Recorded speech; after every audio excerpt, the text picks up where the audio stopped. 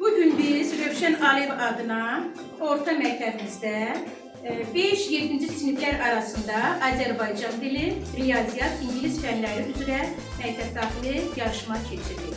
İndi əziz uşaqlar, hər birinizə verilən sualları çəkinmədən, sakit, sizə vaxt veriləcəkdir. Tələsmədən kim birinci suala cavab verəcəksə bayrağını qaldırsın. İndi vaxt getdi. Adlardan isim düzəldən bir neçə leksik şəkilçi sadalayın. Çıdır, lıqdır, kəmdi, ova, yiva, zaydə, cığaz, izzət və s. Əsasən hansı bitki hissəsinə aid olur? Ədəbiyyatdandır, ədəbiyyat mövzusu üzrədir. Diqqətlə qulaq asın. Şifahi xalq ədəbiyyatı haradan qaynaqlanır və nələr daxildir? Sualın cavabını Əliyev mənə verir. Şifahi ədəbiyyatda iki dastan var: məhəbbət dastanı, qəhrəmanlıq dastanı. Qəhrəmanlıq dastanları onlar aiddir ki, nağıllar, tapmacalar, bayatılar və s. Rəfər komandansı kapitanı olaraq bu suala mən cavab vermək istəyirəm. Ədəbiyyatda şifahi xalq ədəbiyyatına dastanlar daxildir. Dastanlarda böyük dastanlarında olan ki, Koroğlu dastanı, Dədə Qorqud dastanı misal göstərə bilərik. Həmçinin dastanlara nağıllar, hekayələr də aiddir. Dastanlar əsasən xalq ədəbiyyatı, insanların bir ağızlarında gəzmişdirlər. Yəni dastanların müəllifi olmur. Hər filan bütün öz əvəzinin hansı növünə? Mən Rövşən Aliyev qrupunun kapitanı Cəfər Bayram. Sual məsələn, bu əvəzliyin təyin əvəzlidir. Bucaqının uzunluğu enindən 3 vahid böyükdür.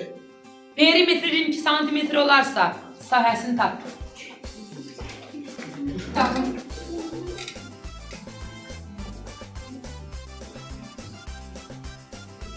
Bəli, doğrudur. Əsasən x dəyişəni tapın. Vaxt getdi. Şəkilə əsasən x dəyişəni tapın və bayraq qaldır. Həli var.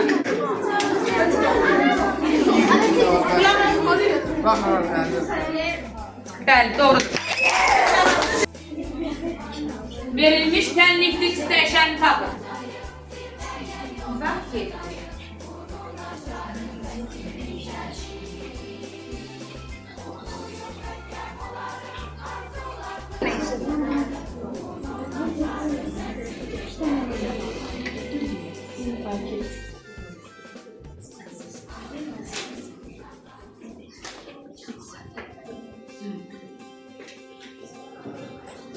Düzdür.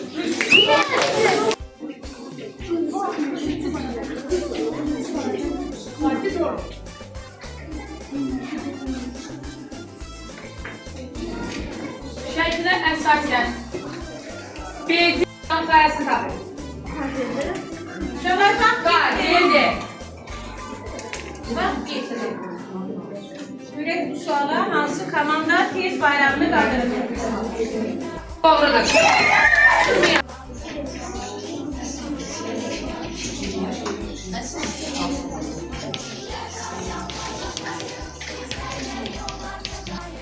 Joseph Correct variant.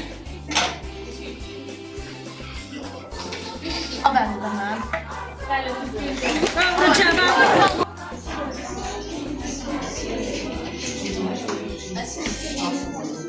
A variantı olacaq, ləsi olacaq.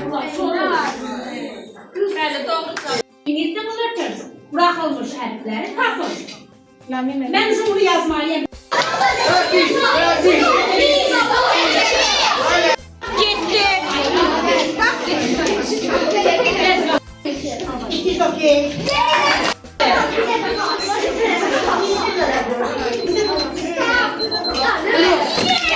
Mətni ilə bağlıdır. Dinləməyə diqqətlə qulaq asırıq, suallarımızı cavablandırırıq. The questions from 1 to 4. The Chrome Granite Festival is a special event held every year in Göcay. come to enjoy the festival. At the festival, you can see many different kinds of pomegranates. Bəli, doğrudur. Uşaqlar, bu yarışda birinci yeri Zəfər komandası, ikinci yeri Rövşən Aliyev komandası, üçüncü yeri Qarabağ komandası, dördüncü yeri Şuşa, beşinci yeri Uğur komandasına qalib gəldi.